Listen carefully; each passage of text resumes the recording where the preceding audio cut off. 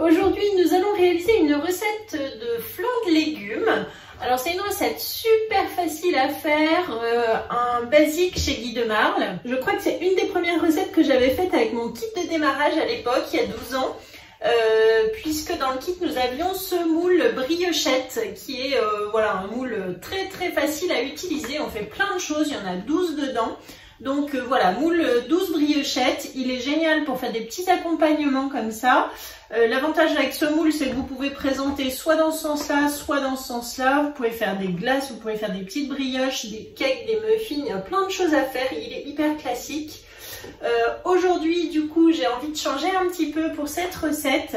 Je vais les cuire dans le nouveau moule flocon, voilà, celui-ci. Il me plaît bien, il y en a 8. Je vous dis aussi qu'en présentation à l'assiette, du coup, c'est vraiment une jolie forme. Donc, on va tester ensemble dans le moule flocon. En tout cas, la recette, elle est approuvée, faite, refaite des dizaines et des dizaines de fois. Donc, voilà, du coup, je me suis dit, il faut la faire en vidéo. Allez, je vous montre comment on la réalise.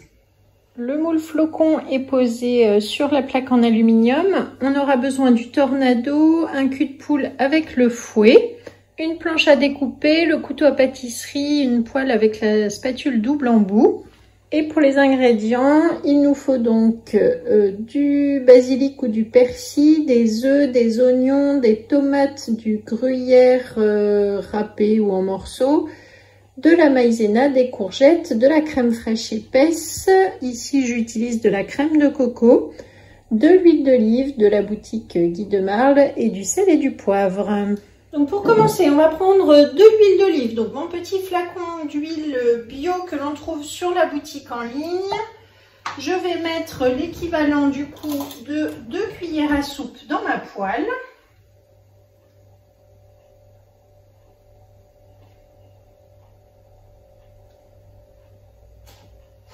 Voilà.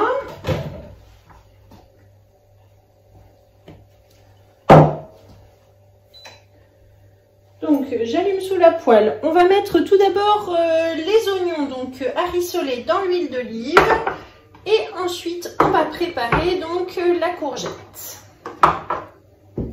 Alors j'ai ma planche à découper avec les petits tiroirs en dessous qui vont permettre justement de pouvoir se débarrasser soit de ce que l'on coupe, soit des déchets en fait.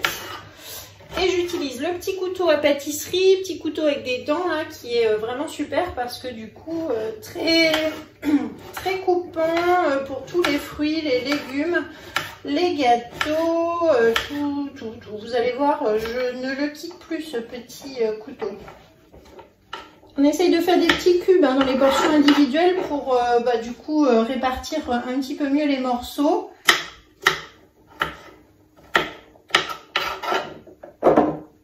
Je mets les oignons dans la poêle qui est chaude.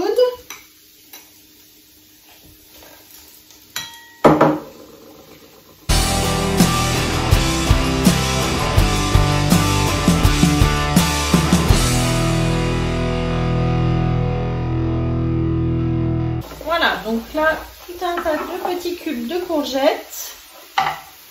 Donc ensuite, je retire la peau des tomates. Alors, soit en fonction de la tomate, celle-ci est un petit peu molle. Donc je le fais avec le couteau, ça part tout seul. Je retire le pédoncule. Hop.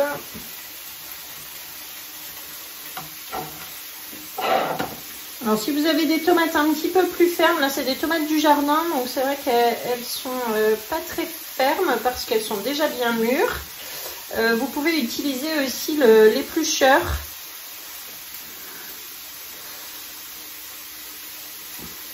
Voilà, donc toujours meilleur que ce soit comme ça dans un flan, dans une ratatouille, même dans une salade de tomates, de les éplucher parce qu'elles sont d'autant plus agréables à manger.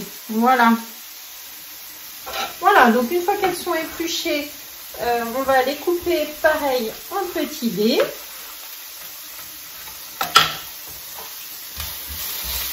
Je mélange avec ma spatule double embout, donc qui est haute température et qui résiste à la chaleur. Je mélange les oignons et j'ajoute les courgettes.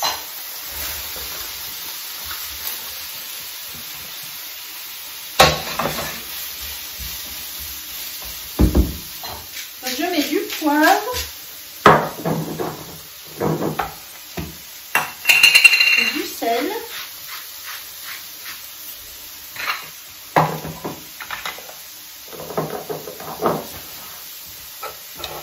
Et maintenant, je vais couper mes tomates en petits dés que je vais réserver donc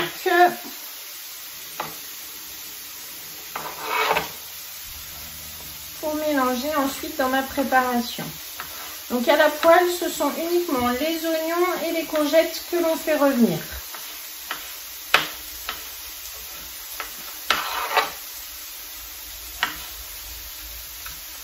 Donc comme tout à l'heure, vous voyez, je fais des tout petits dés de tomates. J'essaye de faire des morceaux assez petits pour que ça se répartisse bien.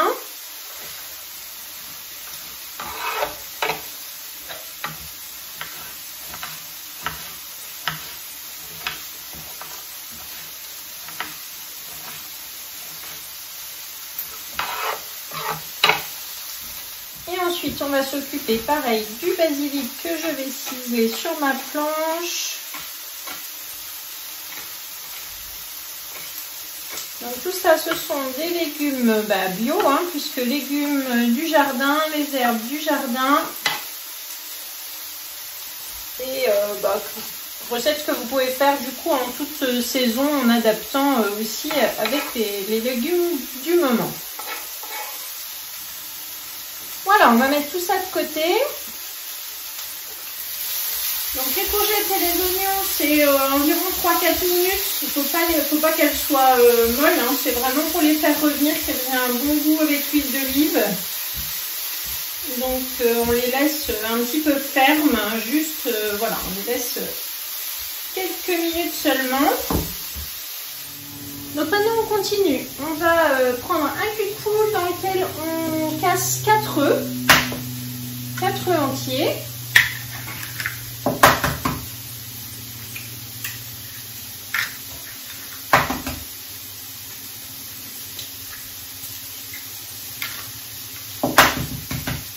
Je casse toujours mes œufs sur le plan de travail, jamais sur le bord comme ça d'un récipient, parce que ça évite les toutes petites coquilles qui pourraient rentrer dedans et ça fait vraiment une coupe plus franche. Voilà, donc là maintenant je mélange mes œufs au fouet.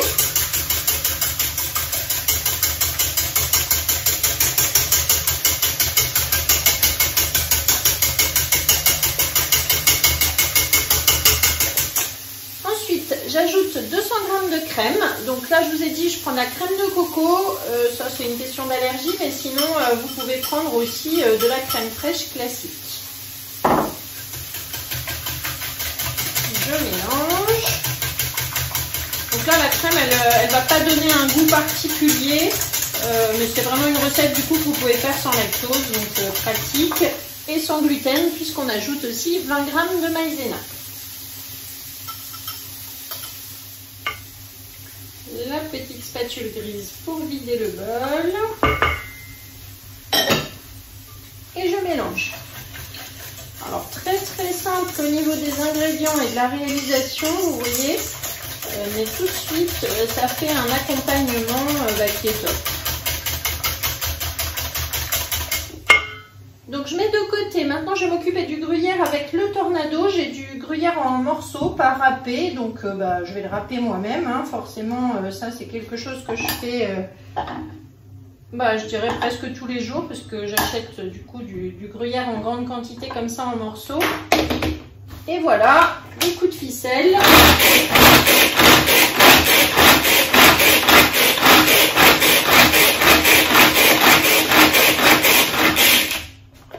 Et vous obtenez du coup des petits morceaux de gruyère, donc que je vais mettre dans ma préparation. Donc j'ai préchauffé le four à 140 degrés. Je vais mettre dans la préparation à base d'œufs, crème, maïzena, gruyère. Je vais mettre les courgettes et les oignons. Donc, juste dorés et encore croquants. Ensuite, on ajoute le basilic ciselé. Vous pouvez mettre du persil. Et les 200 g de tomates. Donc 200 g de tomates, 200 g de courgettes. Je mélange avec la spatule double embout. Et ensuite, donc le moule qui est prêt sur sa plaque en aluminium, je l'ai lavé, rincé pour qu'il soit bien propre. Et donc je vais prendre la petite louche tout simplement pour verser dans les empreintes. Alors l'intérêt ici de la louche par rapport au pichet, c'est de pouvoir prendre en même temps le liquide et le solide.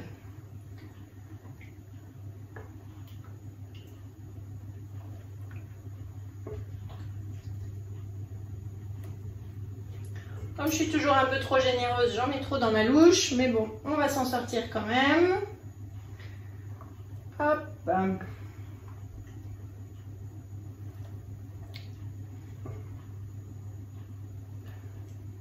Donc on n'hésite pas à bien garnir l'empreinte. Il faut vraiment que ça arrive jusqu'en haut parce que de toute façon ça ne va pas déborder, ça ne va pas gonfler. Oups, je vous dis que je suis trop généreuse.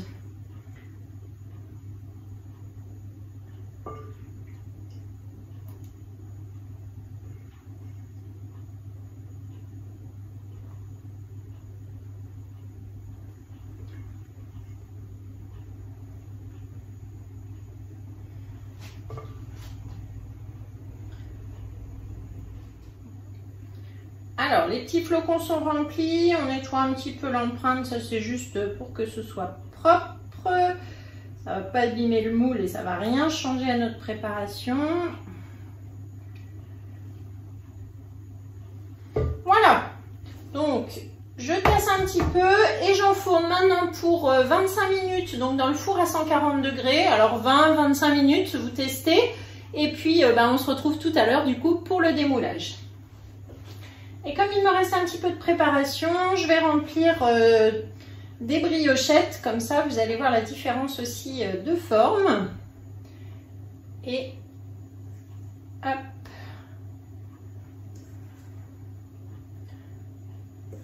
On va cuire du coup dans le four en même temps. Voilà, comme ça, ceux-là, on pourra les mettre sous bissève et les servir une autre fois. À tout à l'heure pour le démoulage. Voilà, donc ça y est, c'est cuit, c'est terminé. On a donc 8 flocons, flancs de légumes. Et ici, j'ai également 2 briochettes. Donc je vais vous montrer comment on les démoule. Alors toujours l'accessoire indispensable pour le démoulage, c'est le racloir rose. Celui-là, vous le connaissez parce qu'on s'en sert pour la poche à douille. On s'en sert surtout pour les pâtes, pour racler au fond du cul de poule, pour couper les pâtes. Enfin voilà, plein d'utilisations. Mais notamment le démoulage chez Guy de Marle avec les flexipans, c'est génial. Donc on a notre plat et il suffit tout simplement de retourner. Hop, ça se démoule tout seul. Et donc voilà un flocon déjà qui est démoulé. Donc après, vous pouvez le servir dans le sens que vous souhaitez. Hop, ça sort tout seul, donc vous voyez, il s'échappe même.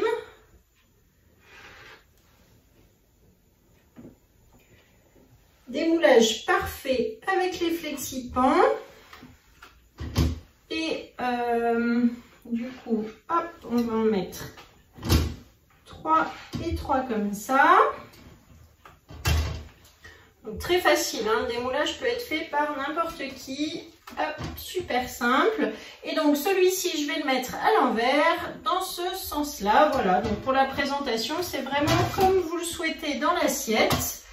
Le côté plutôt dessin du moule ou alors le dessus qui est un petit peu plus doré. Et donc maintenant, on va prendre pareil les briochettes. Donc hop, idem pour le démoulage. Donc on a une petite briochette que l'on peut poser directement hop, dans une assiette comme ça avec le racloir. Alors vous avez vu le démoulage, hein, ça tombe tout seul. Il suffit de faire ça. Hop, ça y est. Donc celui-là, on va le mettre dans l'autre sens. Et voilà. Voilà, donc présentation différente du coup, à l'endroit, à l'envers. Donc ça y est, la recette est terminée, on va prendre des photos et puis il n'y a plus qu'à déguster ces petits flancs de légumes. Vous pouvez les servir chauds, tièdes, froids même, ça passe très bien. Donc voilà, c'est super avec tous les légumes de saison. En ce moment on est dans la courgette, la tomate, donc faut en profiter. Et puis donc vous allez trouver comme d'habitude la recette du chef dans la description de cette vidéo. Vous savez que vous avez une petite flèche, vous cliquez dessus et hop, ça déroule. Donc la recette, la liste du matériel, toutes mes coordonnées. N'hésitez pas à me mettre un petit like, un commentaire et surtout à partager les vidéos.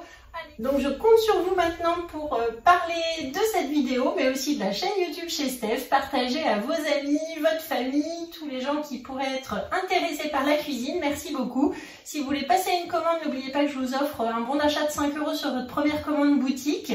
Et voilà, après vous pouvez suivre également sur les réseaux sociaux, sur Facebook, Instagram chez Steph, et puis suivre des lives, suivre des visioconférences ou tout simplement me demander de venir animer un atelier culinaire chez vous. Voilà, allez, bonne journée, à bientôt, au revoir.